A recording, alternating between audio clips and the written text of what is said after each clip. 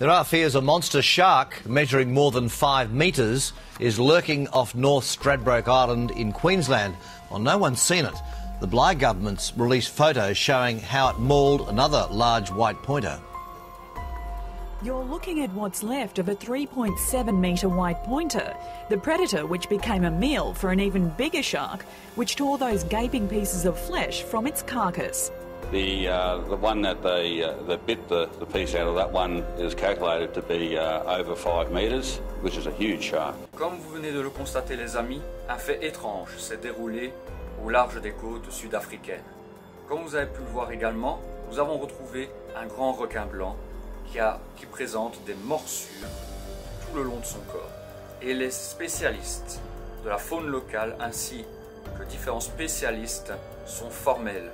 Ce grand requin blanc a été attaqué par quelque chose de beaucoup plus grand que lui et même ils ont précisé qu'il s'agissait d'un plus grand requin. Alors la question se pose, s'agit-il d'un autre spécimen de grand requin blanc? En existe-t-il de plus grand? Ou est-ce la preuve irréfutable que certains spécimens ou descendants du mégalodon auraient survécu? C'est tout ce qu'on va savoir aujourd'hui en tout cas les amis. On va essayer de le découvrir car sachez que grâce à un témoignage, ou devrais-je dire malheureusement, grâce à ce témoignage, c'est un peu contradictoire, sachez qu'aujourd'hui on va peut-être avoir une explication car sachez que parallèlement à cet événement étrange, un autre événement va se produire et on va le découvrir dans cette vidéo. Mais une chose est sûre, c'est que vous n'êtes pas prêts pour ce qui va arriver. Bienvenue les amis, ici c'est Phénonfla et bienvenue pour un nouvel épisode de l'animateur qui aujourd'hui sera consacré à celui qui fut autrefois appelé le Seigneur des mers, j'ai nommé le Grand Mégalodon. Balancez générique de l'animatorium.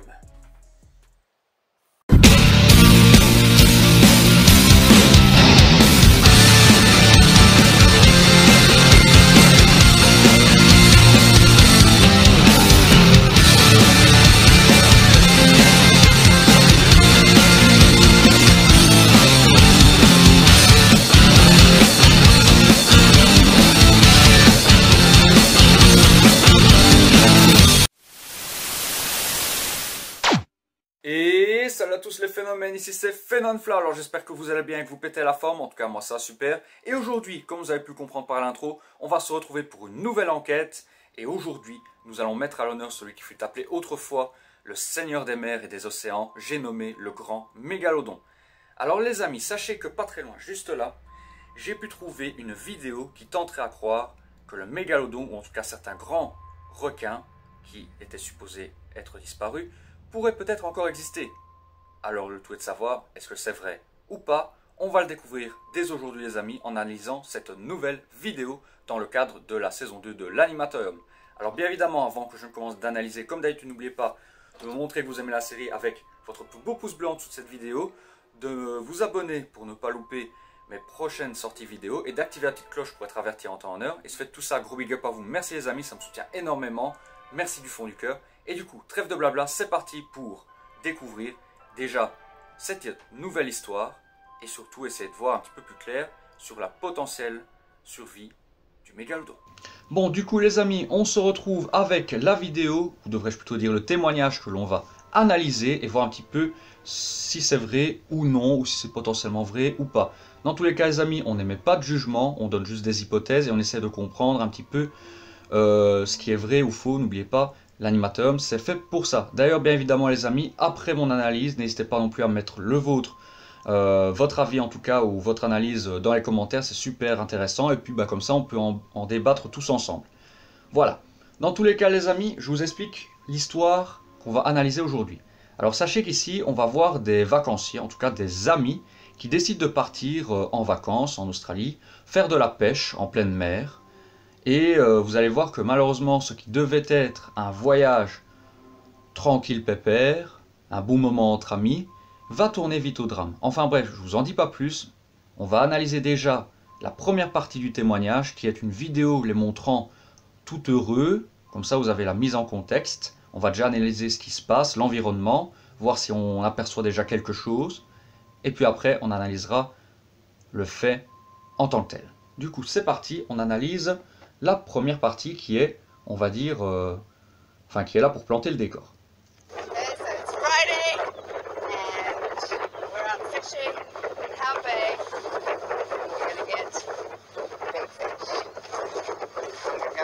Voilà, donc là elle explique qu'elle est avec des amis, ils sont en pleine mer, en train de pêcher, on est le vendredi. Donc vous pouvez voir, c'est la bonne humeur, tout se passe très bien. Oh, that's beautiful. It's incredible. Okay, have you got something? I got something. What? Alors comme ils expliquent, la mer est très agitée et il fait assez venteux. Yeah. This is a big one.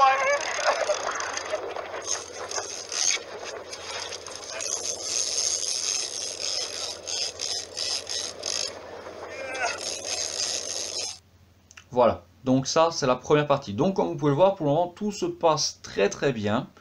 Il n'y a pas de problème, ils pêchent tranquille. Et maintenant les amis, on va analyser ce qui s'est passé. Alors sachez que ce qu'on va analyser maintenant, c'est seulement 2 heures après. Donc ici, vous allez voir qu'il va se passer quelque chose. Ils sont toujours en train de pêcher en pleine nuit, avant de potentiellement aller dormir. Mais voilà, ils se sont dit, on va continuer à pêcher.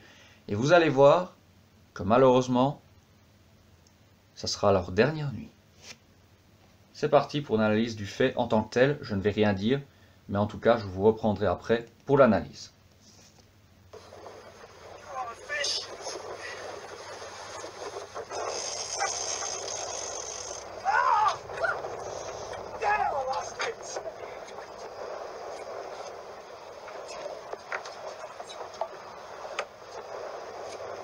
Donc là, pour le moment, tout se passe bien. Plus maintenant.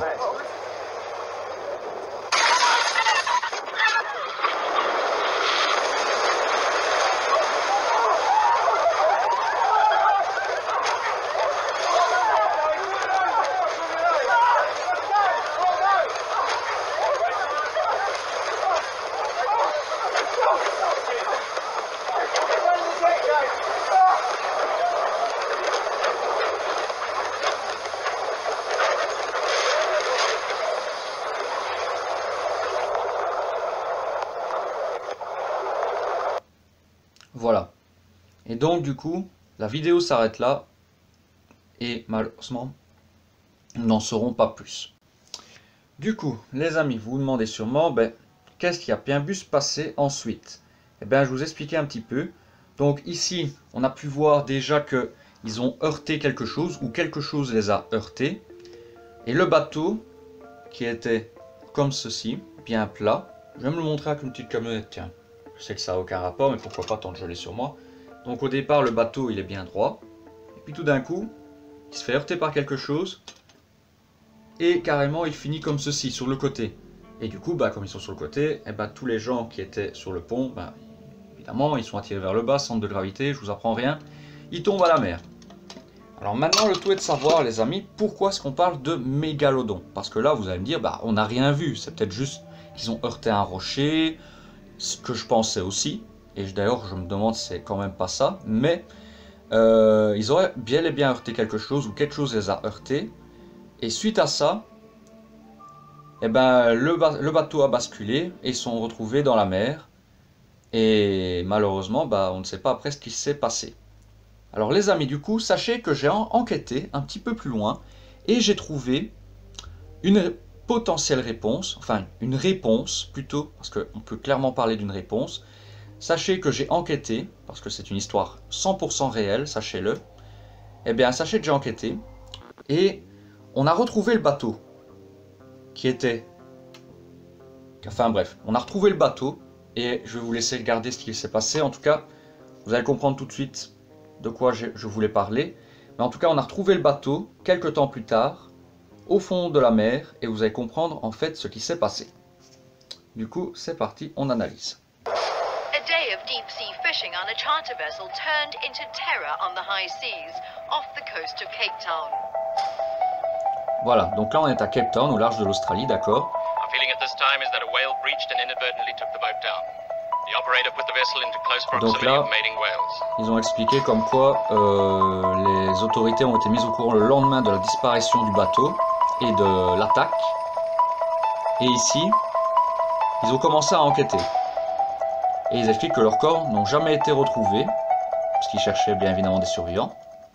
Mais vous allez voir que quelques temps plus tard, en 2013, vous allez voir, on va retrouver le bateau.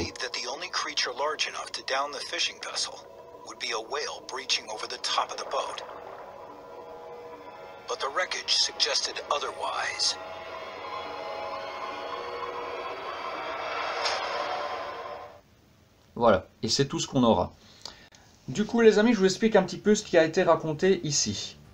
Alors, ce qui a été raconté ici, c'est qu'en gros, la police a été avertie très rapidement de la disparition de ces personnes, puisque le bateau avait été loué au préalable. Et comme vous pouvez le voir, un jour seulement après, on peut le voir d'ailleurs dans l'analyse du JT, on peut voir que ils ont envoyé des plongeurs à l'endroit supposé de l'attaque du bateau, ils ont retrouvé l'épave du bateau, mais personne, aucun corps n'a été retrouvé. Donc on ne sait pas ce qu'ils sont devenus. Alors, pour moi, il y a plusieurs possibilités. Soit les corps ont dérivé, soit ils ont été dévorés par des requins, et je pense que c'est plutôt la deuxième possibilité. Ou alors, c'est qu'il y a autre chose.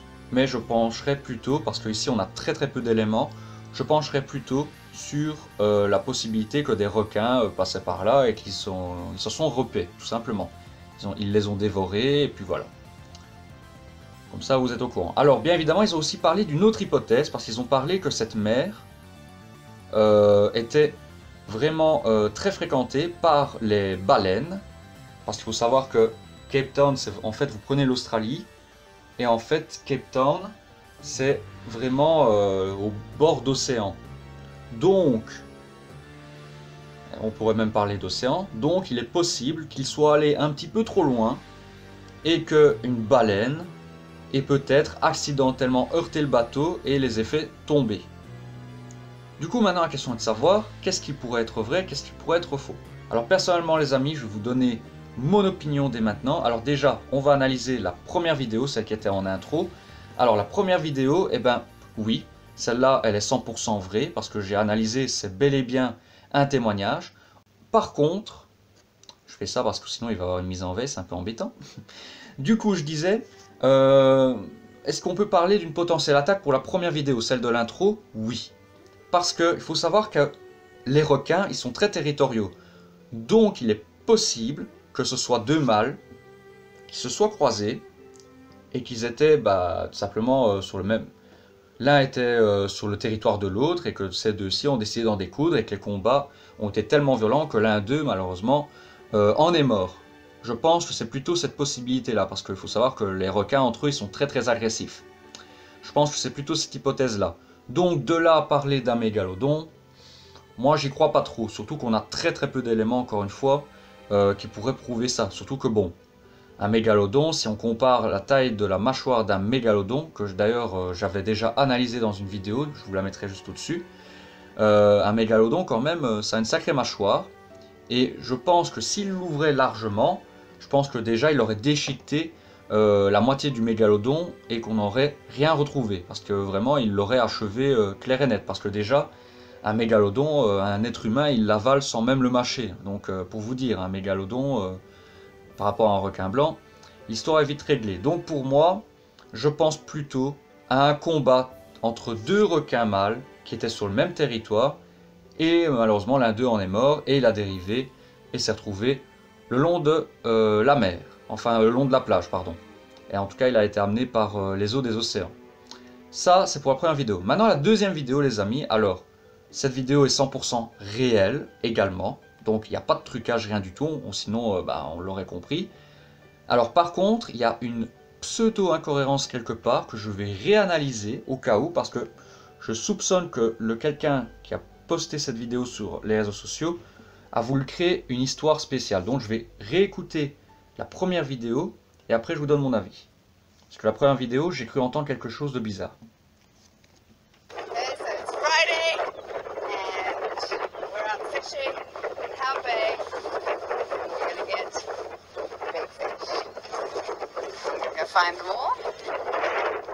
Ok, je n'ai rien dit. J'avais cru entendre à un moment donné qu'elle avait parlé des Seychelles. Et je m'étais dit, tiens, quel rapport entre les Seychelles et l'Australie, il y a un problème. Mais non. Non, elle a juste dit qu'ils étaient partis au beau milieu des mers, des coquillages, et qu'ils étaient là pour attraper du gros poisson. Donc, je retire ce que j'ai pensé, j'ai rien dit. Donc, là, j'ai déjà vérifié quelque chose. Personnellement, là, il n'y a pas de problème, c'est vrai. Maintenant, la question est de savoir, qu'est-ce qui s'est passé? Alors, pour moi, il n'y a que deux possibilités. Soit, pendant qu'ils pêchaient, bah, une fausse manœuvre, ça peut arriver, ou alors peut-être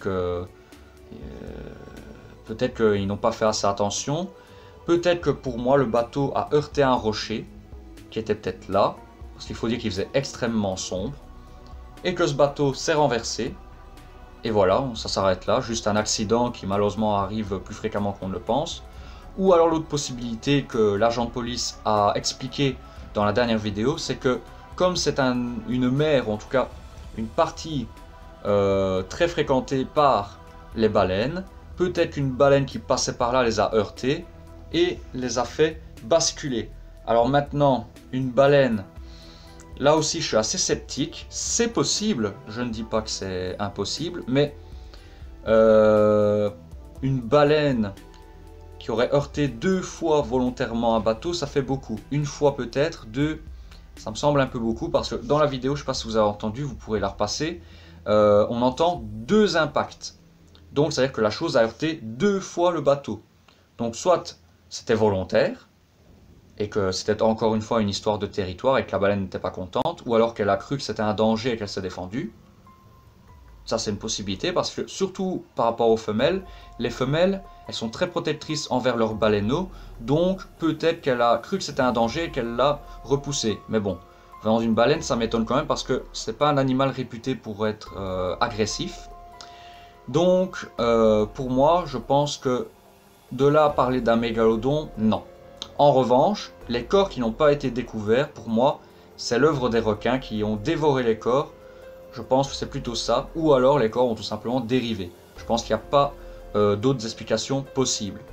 En tout cas, au niveau scientifique, et puis même avec mon regard et le recul que j'ai pu prendre, moi, en tout cas, c'est mon avis. Maintenant, si vous avez d'autres avis ou une autre hypothèse, les amis, comme d'habitude, n'oubliez pas, l'espace commentaire est là, vous pouvez mettre votre analyse, c'est super intéressant, et puis on peut en discuter tous ensemble. Et puis, bah, si jamais vous avez des news, n'hésitez pas aussi à les transmettre par rapport à cette affaire. Et puis moi, si je trouve du nouveau, et ben, je vous ferai une seconde vidéo là-dessus. Dans tous les cas, les amis, j'espère que cette vidéo analyse vous a plu. Si c'est le cas, comme d'habitude, n'oubliez pas, je compte sur vous pour que vous me balanciez un maximum de pouces bleus. L'abonnement, c'est pas encore fait. Et puis, bah, ça fait tout ça, gros big up à vous. Merci les amis, ça me soutient énormément, ça me va droit au cœur. Et du coup, on se retrouve très prochainement pour un nouvel épisode de l'Animatorium sur une autre créature. Et puis, bah, n'oubliez pas, malgré tout, que l'être humain n'a découvert que 30% de la faune marine. Alors, qui sait, peut-être que vous rencontrerez quelque chose d'étonnant, ou peut-être un mégalodon. Allez, plus sérieusement les amis, n'oubliez pas de vous amuser en ces fins de vacances, et puis bah on se retrouve très rapidement. Allez, ciao ciao, portez-vous bien. Oh yeah! Fearless!